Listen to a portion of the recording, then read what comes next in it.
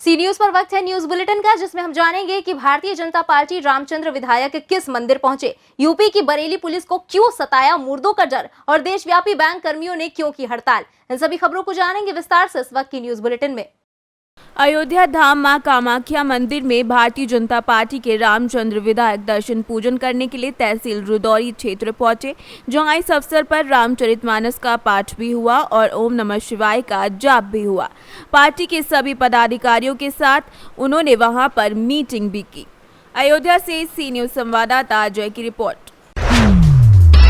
बरेली के बारादारी क्षेत्र की पुलिस ने 15 महीने मर चुके व्यक्ति पर कार्यवाही कर डाली। यही नहीं, न्यायालय में भी मामले को पहुंचा दिया।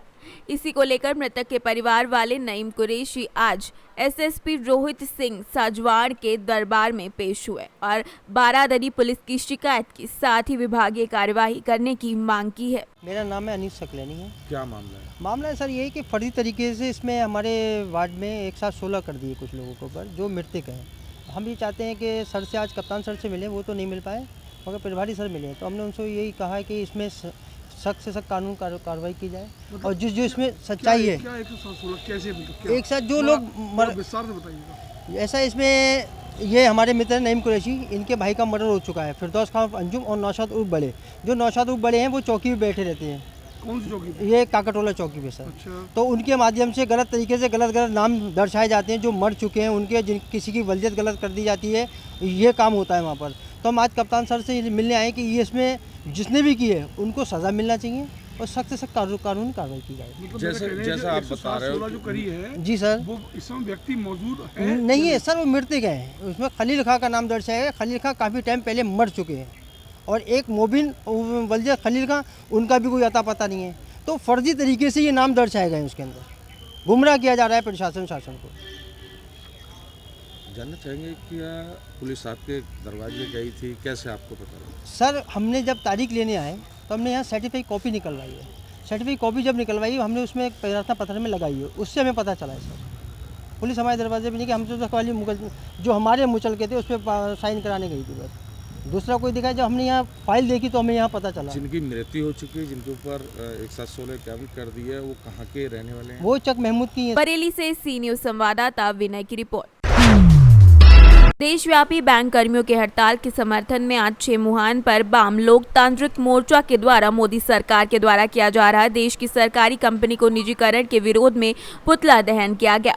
मौके पर वक्ताओं ने कहा कि जिस तरीके से देश के प्रधानमंत्री की नवरत्न कंपनियों को अपने कॉरपोरेट मित्रों के साथ हाथों हाथ बेच रहे हैं, उससे ये साफ हो गया है कि वो देश के प्रधानमंत्री के रूप में आम जनता के रूप में काम नहीं कर रहे हैं, कॉरपोरेट की गुलामी करने लगे हैं। ऐसी स्थिति में देश की जनता को गोलबंद होने की आवश्यकता है और उन्हीं निजीकरण के विरोध में आज देश के तमाम बैंक कर्मी से लेकर ग्रामीण लोग चेतावनी दे रहे हैं और हड़ताल पर हैं। देश को गुलाम बनाने की साजिश उनके द्वारा की जा रही है, उसके खिलाफ वाम लोकतांत्रिक मोर्चा सड़क पर उतरकर विरोध करेगी और उनके इस मंसूबे को कभी पूरा होने नहीं देगी। नुक्कड़ सभा का पुतला दहन कार्यक्रम में भाजपा के जिला सचिव रुचिर कुमार तिवारी, राज्य कार्यकारिणी सदस्य सूर्यपत सिंह, केडी सिंह, नगर सचिव सुरेश ठाकुर, आलोक कुमार तिवारी, चंद्रशेखर तिवारी, ललन कुमार सिंह, प्रभु कुमार शर्मा, अभय कुमार, प्रभु साहू, भाकपा माले के जिला सचिव AN सिंह, रविंद्र भुइया, बैंक एम्प्लॉयड और बहुत सारे गणमान्य लोग उपस्थित रहे। जिस तरह से लगातार देश के प्रधानमंत्री देश की सरकारी सार्वजनिक कंपनियां को लगातार बेच रहे हैं, चाहे रेल हो, भेल हो, सेल हो, LIC हो या एयर इंडिया हो, इस तरह की तमाम सार्वजनिक क्षेत्रों को ये अपने कॉर्पोरेट मित्रों के हाथों बेच रहे हैं। उसी के खिलाफ में आज 2 दिन से बैंक कर्मी हड़ताल पर है। कल जो है सो परसों लगातार LIC से लेकर के सभी बैंक कर्मी, चाहे वो SBI हो चाहे ग्रामीण बैंक, सभी कर्मी हड़ताल पर है। उसी के समर्थन में पूरे देश में जो है सो विरोध प्रदर्शन हो रहा है विपक्षी पार्टियों के द्वारा और आज पलामू जिला में वाम लोकतांत्रिक मोर्चा के द्वारा यहाँ पर हम जैसे विरोध प्रदर्शन कर रहे हैं। झारखंड से सी न्यूज संवाददाता अवध किशोर राय की रिपोर्ट। सत्ता और सुलभ न्याय दिलाने के लिए तहसील मुख्यालय पर प्रशासन के द्वारा जांच और जमीन मुहैया कराने के कई वर्षों के बाद से वादकारियों और अधिवक्ताओं को ग्राम न्यायालय की स्थापना का इंतजार समाप्त हो गया है। इलाहाबाद हाई कोर्ट ने जज की नियुक्ति का आदेश जारी किया है, जिसके चलते सोमवार को न्यायाधीश वीरेश कुमार सोनकर ने हसनगंज तहसील में पहुंचकर पद ग्रहण किया।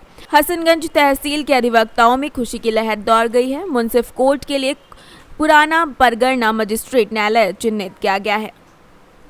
हर्ष का विषय है हमारी तहसील हसनगंज में ग्रामीणों को सस्ता एवं सुलभ न्याय मिल पाए, इसके लिए हम अपने बार संघ के सभी सम्मानित अधिवक्ता गणों को हार्दिक वंदन अभिनंदन करते हुए क्षेत्र की गरीब जनता को साधुवाद देंगे, क्योंकि हसनगंज तहसील जनपद की सबसे बड़ी तहसील होने के नाते औरास मरुनैमपुर का जब वादकारी उन्नाव पहुंचने में थोड़ा विलंब हो जाता था, तब तक वारंट हो जाता था, निरपराध लोग जेल चले जाते थे। सरकार की मंशा है गरीबों को सस्ता एवं सुलभ न्याय दिलाने के लिए हसनगंज में म्युनिसिपल कोर्ट की स्थापना हुई है। हम इस व्यवस्था से, इस सुविधा से सरकार को हार्दिक दिल से बधाई धन्यवाद देते हैं। और एक तरह से नया अनुभव होगा, क्योंकि प्राय आपने देखा होगा कि गरीब तबके के लोग हैं, आने जाने में असुविधा होती है, न्याय उन तक सुलभ नहीं हो पाता है। और हमारी नियुक्ति करके सरकार ने बहुत अच्छा किया और आगे सतत प्रयास करेंगे कि न्याय सभी को मिल सके। सर, किस तरह के केस यहाँ पे देखे जाएंगे और कौन कौन से कितने केस हैं? यहाँ सिविल एवं क्रिमिनल दोनों प्रकार के केस देखे जाएंगे, अधिकतर पेटी ऑफेंसेस रहेंगे।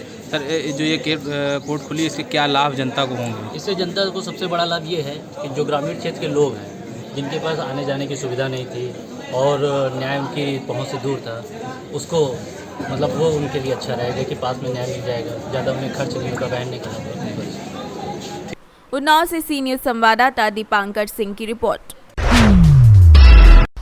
वडोदरा की डभोई तहसील में मुस्लिम समाज द्वारा कुरान पाक के विरोध में टिप्पणी करने वाले शिया वक्फ बोर्ड के पूर्व चेयरमैन वसीम रिजवी के खिलाफ मुस्लिम समाज के लोगों में आक्रोश देखा जा रहा है।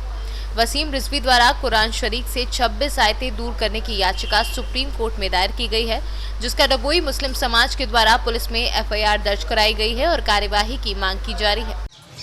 आज रोज हमें डभोई मुस्लिम समाज तरफથી एक आवेदन પોલીસ સ્ટેશનમાં ફરિયાદ આપેલી છે, જે સૈયદ વસીમ રિઝવી ભૂતપૂર્વ શિયા વકફ બોર્ડ ચેરમેન લખનઉ છે, તેમણે કુરાન શરીફની 26 આયતોને સુપ્રીમ કોર્ટમાં ચેલેન્જ આપેલી છે અને આ આયતોને રદ કરવામાં આવે તેવું સુપ્રીમ કોર્ટમાં અરજી આપેલી છે। કુરાન શરીફ એ કુદરત અલ્લાહ તરફથી આપેલી કિતાબ છે, એટલે એમાં કોઈ પણ પ્રકારનું ફેરફાર શક્ય નથી। પણ આ શૈતાન વસીમ રિઝવીએ આ નાપાક કૃત્ય કરેલ છે, જેને અમે સમગ્ર ડભોઈ સમાજ વખોડીએ છીએ અને તેને કડક સજા થાય તેવી અમે માંગણી કરીએ છીએ। કઈ આવ્યા છો અત્યારે તમે? ડભોઈ પોલીસ સ્ટેશનમાં PI साहब। गुजरात से सी न्यूज़ संवाददाता हनीफ डाबावाला की रिपोर्ट। कुशीनगर जनपद के रामकोला थाना अंतर्गत तरकुलवा गांव में कई वर्षों से खलिहान की भूमि पर कुछ दबंगों द्वारा अवैध रूप से कब्जा किया गया था। प्रधान के तमाम प्रयासों के बाद भी खाली नहीं हो सका। हार थक कर प्रधान हाईकोर्ट याचिका दायर किया है, जिसके उपरांत फैसला ग्राम सभा के पक्ष में आया और तहसील प्रशासन को आदेश दिया कि तत्काल अवैध कब्जा हटवाया जाए। तहसील प्रशासन द्वारा खलिहान खाली तो कराया गया, पर नाराज दबंगों ने गोलबंद होकर प्रधान के घर पर हमला करते हुए ईंट पत्थर की बारिश कर दी। मौके पर पहुंची पुलिस 112 ने बड़ी घटना होने के मौके पर पहुंची 112 नंबर पुलिस ने बड़ी घटना होने से बचाई। इस घटना पर रामकोला थाना प्रभारी ने जांच कर कार्यवाही की बात कही है। प्रयास करता रहा हूँ, लास्ट में हार था करके जब तहसील प्रशासन जब नहीं सुना, मुझे हाई कोर्ट जाना पड़ा। हाई कोर्ट का जब दिशा निर्देश आया तहसील प्रशासन को, तो इन्होंने 4-5 दिन पहले हमारे वहाँ का 6 खलिहान खाली करवाए, जिसमें आधा अधूरा काम हुआ है। अच्छा, पूर्णतः खाली नहीं हुआ है? पूर्णतः नहीं खाली हुआ है। अच्छा। और इस चीज़ को देखते हुए कुछ बच्चों के द्वारा जो होलिका दहन के लिए उनको लगा कि भाई कुछ खलिहान खाली हुआ, उस पर हम लोग होलिका दहन का काम करके वो बांस गाड़ करके और होलिका की तैयारी कर रहे थे। लेकिन हमारे ग्राम सभा के कुछ दबंग किस्म के लोग हैं जो है लाल साहब कुशवाहा और विनोद कुशवाहा और अनिल कुशवाहा और प्रदीप कुशवाहा और अरुण कुशवाहा, ऐसे इत्यादि कई कम से कम 15-20 लोग हैं जो उन बच्चों को भगाते हुए हमारे घर लाठी डंडे से लैस होकर के और हमारे घर पे हमला बोल दिए। कल रात में 9:30 बजे। अच्छा, आपने प्रशासन को जानकारी दी? तो हमने हमारे मतलब पड़ोसियों के द्वारा बीच बचाव तो हो गया है, लेकिन उसी समय मैं तत्काल तहसीलदार महोदय को फ़ोन किया कि सर हमारे वहाँ इस तरह हो रहा है आप लोगों की लापरवाही से और पूर्णतः काम न करने की वजह से। उसके बाद उन्होंने कहा कि आप एसओ साहब को फ़ोन करिए। हमने एसओ साहब को भी फ़ोन किया तो एसओ साहब हमारी थोड़ी बात सुन करके फ़ोन डिस्कनेक्ट कर दिए। लेकिन हम हार तक के अपना बीच बचाव करने के लिए हम 112 नंबर को फ़ोन किए तो 112 नंबर की पुलिस आई। उसके बाद मौके पर जा कर के सब जांच पड़ताल की और इन्होंने ये भी देखा कि ये होलिका दहन होने से पहले ही रात में ही ये लोग जानबूझकर ज़बरदस्ती जला करके और गाली गुप्ता देते हुए ये लोग हमारे ऊपर अभी भी मतलब मौका खोज रहे हैं कब इनको पाऊँ और मार दूँ और भद्दी गाली गुप्ता देते हुए कि चमारिया तुमको हम छोड़ेंगे नहीं और तुम खाली करवाए हो और तुमको हम लोग जिंदा नहीं रहने देंगे। जान माल का भी खतरा बना हुआ है जी। हमारे अभी तक प्रशासन क्या किया है? सर हम इसके बारे में थाना पर मैं गया था, लेकिन वहाँ पर मैंने अपनी तहरीर दे तो आया हूँ, लेकिन अभी तक कोई कार्रवाई नहीं हुई, ना ही दोषियों को अभी तक कोई कार्रवाई नहीं हो पाई है। चलिए ठीक। कुशीनगर से सीनू संवाददाता छोटे लाल भारती की रिपोर्ट। खुटौना स्वास्थ्य केंद्र की लापरवाही से गई महफूदा खातून पति अबू बकर अंसारी की जान। प्रसव पीड़ा होने के बाद स्थानीय पीएचसी में भर्ती कराया गया, जहां बच्चे का जन्म दिया, लेकिन बिगड़ते हालात को देखकर परिजन को रेफर लेटर थमा दिया गया। परिजनों का आरोप है कि कोई भी डॉक्टर नहीं था। बेटी की जान डॉक्टर की लापरवाही से गई है। आने पड़े आ डॉक्टर भेजबे नहीं करे तो केकरा से सुइया भोकेबे की भोकेबे। यानी कि हॉस्पिटल में डॉक्टर नहीं था? नहीं, डॉक्टर नहीं रहे। और नर्स रहे 2 गो रहे। वो नर्स तो अपना दोसर जगह चल जाए, सुनवाई नहीं करे, एबे नहीं करे। निशो करिए तो कनी एनी आके देखियो नाती भेले आब तकर बाद उ सब फिरार भए गेलै, कतौ नहीं। सब एकदम जाइए कन्ना रोहट सब जाकर दोसर गाड़ी हम क्या कर 3000 में दोसर गाड़ी क्या के लिए जब गाड़ियों के नहीं रहे पेमेंट से गाड़ियों सब भेज देते या चाहिए आते 3000 रुपया गाड़ी के दिलके तब जाकर गाड़ी से दिया। क्या कहते हैं मुखिया जी, बार बार घटना हो रहा है हॉस्पिटल के द्वारा?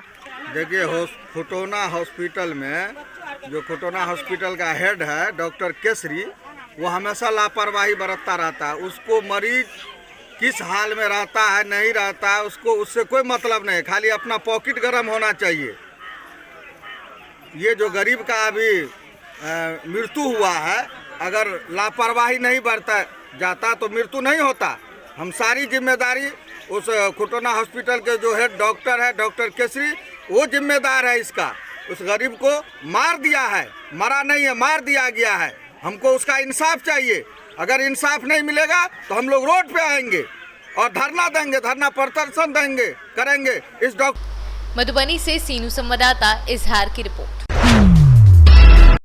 उत्तर प्रदेश के प्रतापगढ़ जनपद के पट्टी कोतवाली क्षेत्र के रायपुर गांव में बीती रात संदिग्ध परिस्थितियों में पशुशाला में आग लगने से एक गर्भवती गाय की झुलसकर मौत हो गई।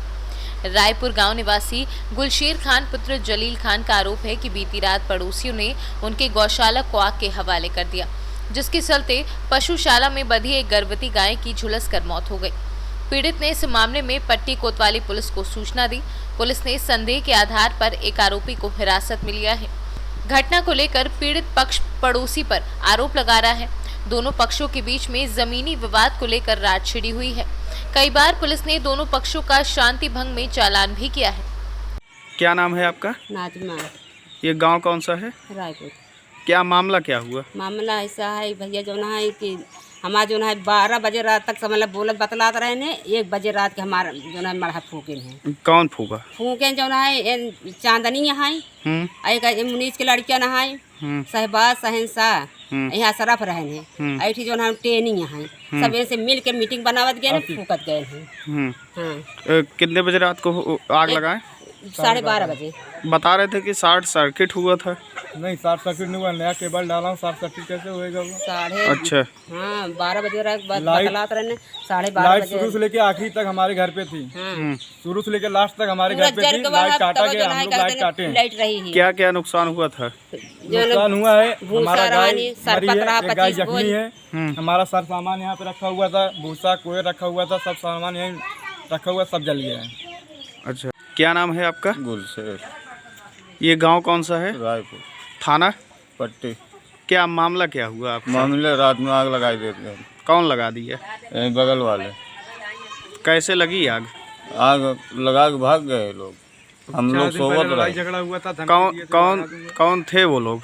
वो लोग मुनीज रात गए नहीं सब रहे, चांदनी है सब क्यों रात गए इनके, ये सब लगा के अपन चल रहे हैं। कितने बजे की घटना है? 12:30-1 बजे रात की? हाँ। आज रात में? हाँ।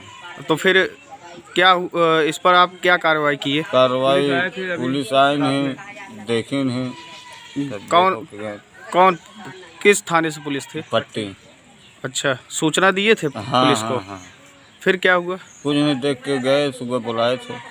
अच्छा, अभी आप लोग गए नहीं है? प्रतापगढ़ से सीनू संवाददाता बिंदु वर्मा की रिपोर्ट। जनपद के कुंडा इलाके में जहरीली शराब पीने से 4 लोगों की मौत हो गई। तहसील प्रशासन भी हरकत में आ गया है। एसडीएम धीरेन्द्र प्रताप सिंह ने इलाके के आधा दर्जन से अधिक ईंट भट्टों पर छापेमारी कर मजदूरों से मुलाकात की तथा उन्हें नशे से दूर रहने की सलाह दी। इसके साथ ही उनके निवास स्थल का भी निरीक्षण किया गया। हालांकि एसडीएम के निरीक्षण में पट्टी इलाके की ईंट भट्टों के मजदूरों द्वारा बनने वाली अवैध शराब अथवा अन्य संदिग्ध वस्तुएं नहीं पाई गई। फिर भी एसडीएम ने ईंट भट्टा संचालक, उनके मुंशी तथा मजदूरों की हिदायत दी कि यदि इस तरह की कोई सूचना तहसील प्रशासन को मिलेगी तो ईंट भट्टों को सील कर दिया जाएगा और उनके विरुद्ध कड़ी कार्यवाही की जाएगी। प्रतापगढ़ से सीनू संवाददाता बिंदु वर्मा की रिपोर्ट। इस वक्त की बड़ी खबरों में बस इतना ही। देश दुनिया की बाकी खबरों के लिए आप देखते रहिए सी न्यूज़ भारत।